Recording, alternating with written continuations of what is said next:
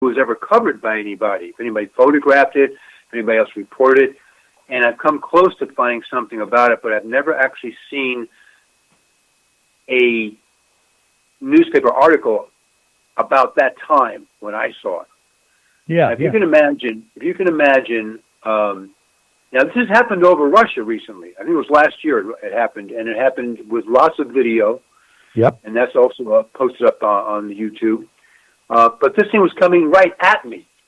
Oh, really? Directly north from the south at me.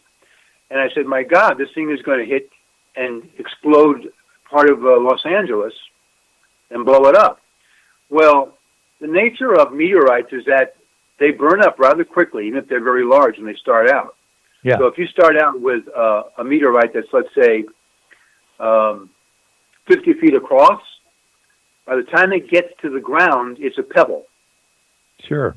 Yeah. It's a pebble, or maybe a golf ball. That's how much burns away. That's what we call the ablative action. That's why it was so hard to get the first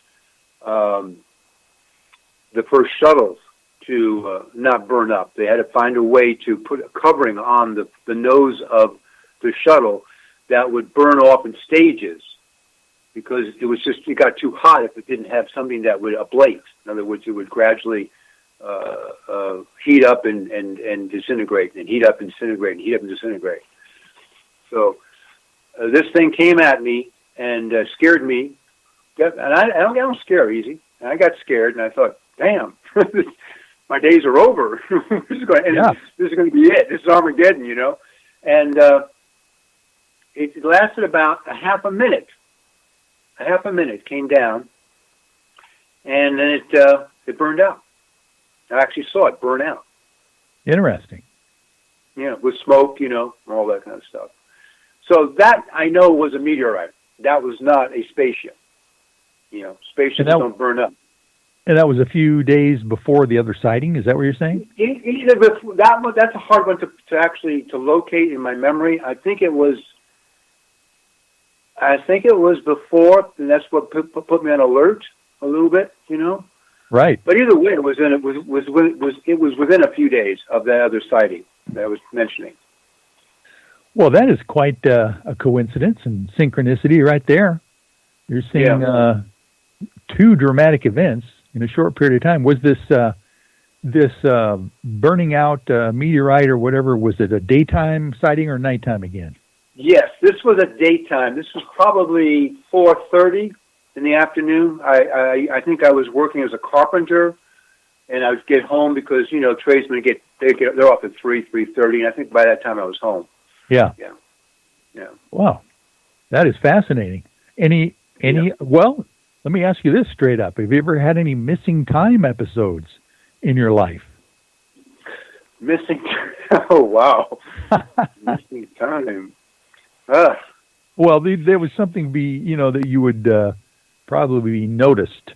You know, if you were like for some reason missed an hour, half an hour or more of time. I think what you're getting at, abduction. I think you're getting at an abduction. Yeah. No, yeah. I had already prepared a statement about that for you, Michael, and that is, I intend to never be abducted, seducted, inducted, or deducted.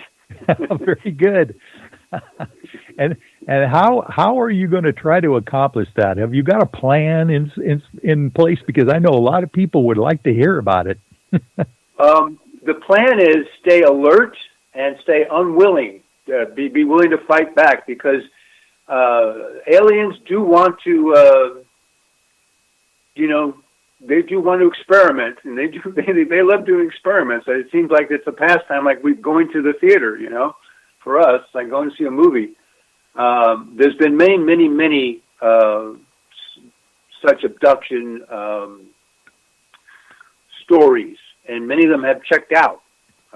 Time, place, form, event, and all that, and, descriptions and so forth. In fact, I was going to mention one just in passing. I couldn't find it again. It's off of FeedSpot. FeedSpot, by the way, I think I've mentioned it at Gary's show, feedspot.com. You get yourself a subscription for $2 a month, $24 a year, And man, they'll just inundate you with these stories and these sightings and these photos and videos. It's just, that's where I go now. I go exclusively to FeedSpot. I want more data. I don't go anywhere else anymore. But anyway, they had a story about a man who is now 83 years old. And he came out of the closet 13 years ago in 2005. He, for the first time since 1940, when this occurred, he was willing to be interviewed.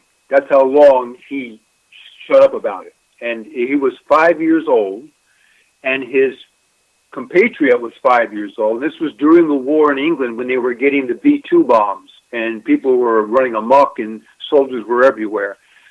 And one of the guys who criticized his story says, well, you know, he was only 5 years old and during the war and was very impressionable. You know, he couldn't possibly remember it, you know, that accurately. Well, guess what, Gary? Michael, sorry. Yeah. Guess what? I remember three very vivid things when I was 5 years old. Sure. In kindergarten. Yeah. I remember one, at the end of the day, just before we were to put our playthings away and go home, I had to go to the bathroom real badly, and the teacher said, you're going to hold the flag as we march around the room. I remember that very, very vividly. I'll bet. Even earlier than that, I remember playing with a young girl, about 3 years old. I was 3 years old, in New Jersey, in her dollhouse. We sipped tea out of her teacups in her dollhouse. Okay, yeah. You know, so 5-year-olds, yeah, they're actually got better memories at that time than anybody else. So this guy tells of the story, gives exact time, place. This happened in Canada, for an event. He was a musician, or he was with a bunch of musicians in a van, and the van was stopped by a very strong current, and up ahead in the road were these alien beings, and they approached very slowly and told them not to be afraid. And there's a whole story, and I can't find it anymore. I'm sorry to say, and if I do find it, I'll send you the link. But he goes into very, very vivid descriptions of what they said, what they wanted, and they took him aboard their ship. They did say that he had to undress. All of them had to undress, and they did, you know, because they weren't going to, you know, fight it. This wasn't everybody that was in the van. They selected out about 5 out of the 8 or 9 people in the van. Yeah, yeah. Matter of fact, I remember this story, and I think it was the drummer that opened up the back door.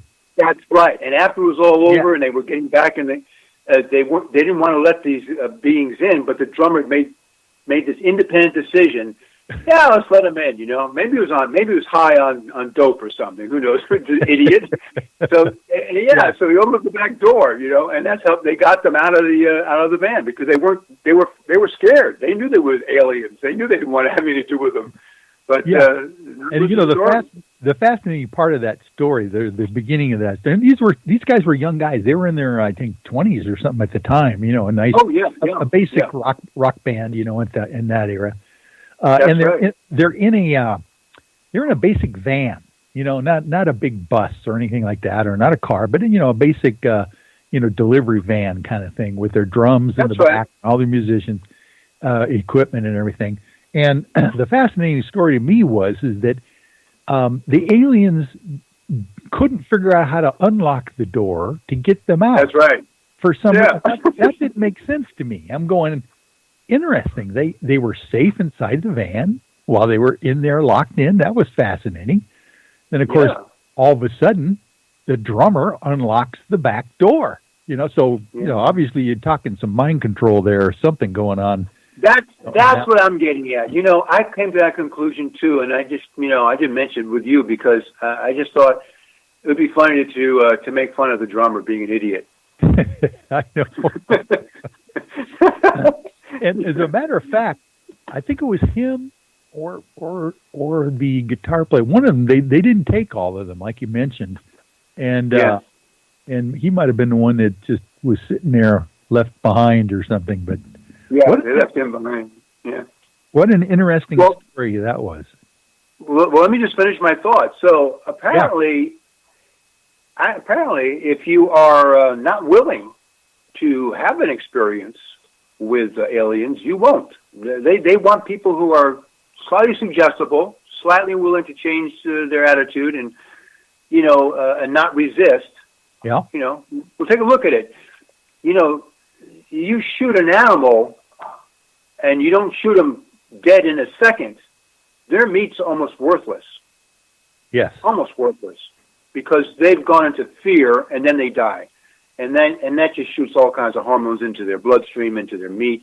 So if these guys want to take you and experiment with you and you're nervous or you're resisting or you're going to try and run, well, that's going to make it 10 times more difficult to get samples of DNA or whatever they're trying to get to do. So that's why I'm saying if you want to proof yourself up, or if you don't, maybe you do want to get, maybe you want to be a celebrity in your own little town and talk about being abducted. That's fine too. That's definitely your choice.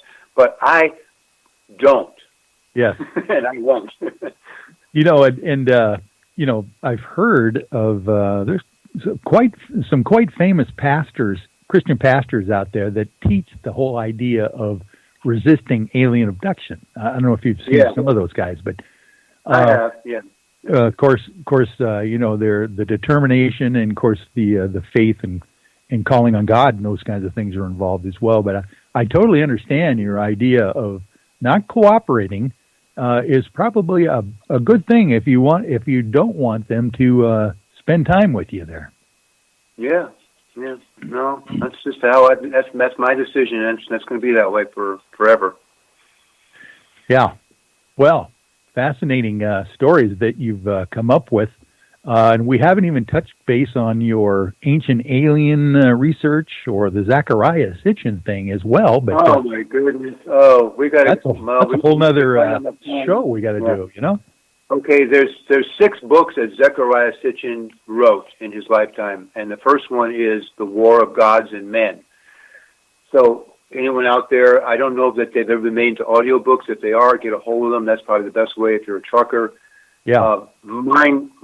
Just mind-blowing stuff. Very, very, very well, very detailed descriptions and with pictures and illustrations of everything that he talks about. Everything is documented. He was able to translate Sumerian. No one can translate Sumerian because it's pictographs. It's not words. Yeah. But Sumerian became Akkadian, and Akkadian has pictographs and words. And he got the artifacts with the inscriptions in that language, and he was able to, with a translator, get the data and put it into these books. So this is the real data. This is the data from the ancient tablets, like the Dead Sea Scrolls. Yeah. Much older than the Dead Sea Scrolls, obviously. And much older. And so this is the deal. This is whatever he said, he translated, or somebody translated with his help, these pictographs and words. And he shows silos. He shows silos.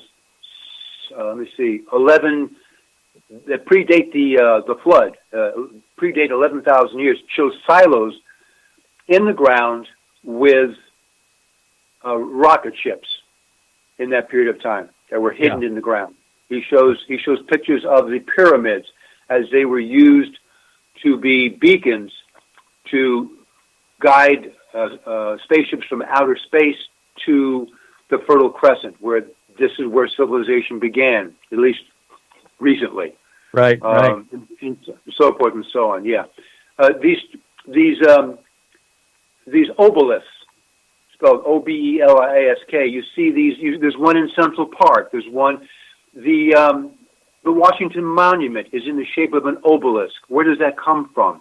It comes from that period of time. Yeah. Okay? Yeah, you're right. Oh man, we got to have you come back and do another show here. We got to get off the air here before the last commercial starts. But okay. Chaz, this has been a fascinating show. We went through the music industry, we went through UFOs and abductions, and I want to thank you, Chaz Van Heyden, for being my guest tonight on Night Dreams Talk Radio. We're going to have you come back and do it again. Be my pleasure. Be my pleasure, Michael. All right. Merry Christmas. Have a great holiday out there. Okay. Same to you. Good night now. Good night.